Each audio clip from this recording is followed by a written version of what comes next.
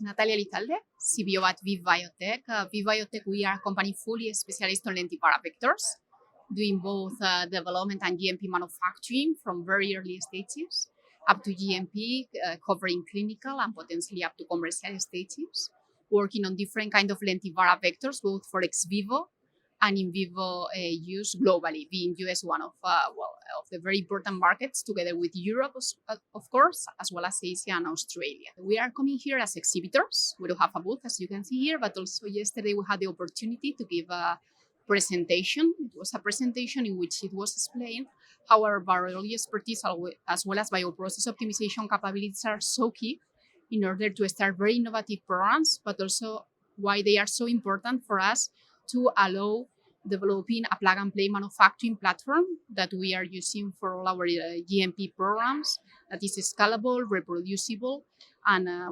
bringing cost-effective vectors that are also very functional at the end of the day. I think that's something that I would like to highlight is the fact that this conference this year is especially big. It's much bigger, even comparing to last year. From my point of view, this is something very positive. This is something very positive because it reinforces the fact that the field itself is evolving. It's evolving, it's being much more professionalized as well.